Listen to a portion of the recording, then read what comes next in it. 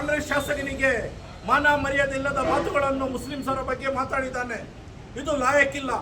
ಸಿದ್ದರಾಮಯ್ಯ ಸರ್ಕಾರ ಈ ತಕ್ಷಣವೇ ಈ ಶಾಸಕನ ಸ್ಥಾನದಿಂದ ರಮೇಶ್ ಬಂಡಿ ಸಿದ್ದೇಗೌಡರಿಗೆ ವಜಾಗೊಳಿಸಬೇಕು. ಆದ್ರೆ ಈ ಶಾಸಕನಿಗೆ ಗೊತ್ತಿಲ್ಲ, ಮುಸ್ಲಿಮ್ಸರ ಮತದಿಂದ 92 ಭಾಗ ಮತದಿಂದ ಗೆದ್ದು ಬಂದಿರೋದು.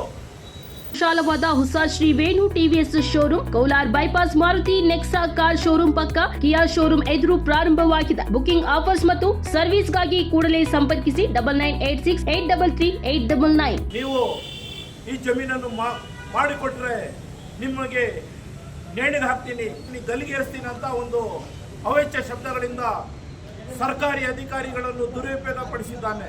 ಆದ್ರೆ ಈ ಶಾಸಕನಿಗೆ ಗೊತ್ತಿಲ್ಲ, ಕರ್ನಾಟಕ ರಾಜ್ಯದಲ್ಲಿ ಮುಸ್ಲಿಮ್ಸರ ಮತದಿಂದ ಒಂದು ಸಮುದಾಯ 92 ಭಾಗ ಮತದಿಂದ ಗೆದ್ದು ಬಂದಿರೋದು.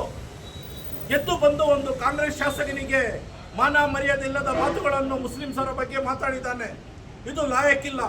ಸಿದ್ದರಾಮಯ್ಯ ಸರ್ಕಾರ, DK ಶಿವಕುಮಾರ್ ಸರ್ಕಾರ, PZ ಸಮೀರ್ ಅಹಮದ್ ಸರ್ಕಾರ ಒಂದು ಈ ತಕ್ಷಣವೇ ಈ ಶಾಸಕನ ಸ್ಥಾನದಿಂದ ರಮೇಶ್ ಬಂಡಿ ಸಿದ್ದೇಗೌಡರಿಗೆ ವಜಾಗೊಳಿಸಬೇಕು. ಇಂತಹ ಮಾತುಗಳನ್ನು ಮುಂದೆ ಯಾರು ಶಾಸಕರು ಮಾತನಾಡಬಾರದು. ಏಕೆಂದರೆ ಕರ್ನಾಟಕದಲ್ಲಿ ಬಂದಿರೋದು ಒಂದು ಸಮುದಾಯದಿಂದ 92 ಭಾಗದಿಂದ ಬಂದಿರೋದು.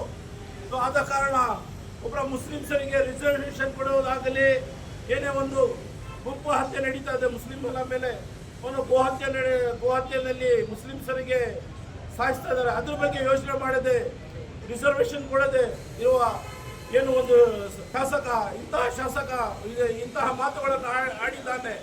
ಇಂತಹ ಶಾಸಕನಿಗೆ ಯಾವ ಹಕ್ಕಿಲ್ಲ. ಮುಂದಿನ ದಿನಗಳಲ್ಲಿ ಇಂತಹ ಶಾಸಕರು ಮಾತಾಡಿದ್ರೆ ಅವರಿಗೆ ಅನರ್ಹ ಮಾಡಬೇಕು ಮತ್ತು ಇಂತಹವರಿಗೆ ಶಾಸಕ ಸ್ಥಾನದಿಂದ ಅಲ್ಲ ಪಕ್ಷದಿಂದಲೇ ವಜಾಗೊಳಿಸಬೇಕಂತ SDPI ಕರ್ನಾಟಕ ರಾಜ್ಯಾದ್ಯಂತ ಪ್ರತಿಭಟನೆಗಳನ್ನು ಹಮ್ಮಿಕೊಳ್ಳಲಾಗಿದೆ.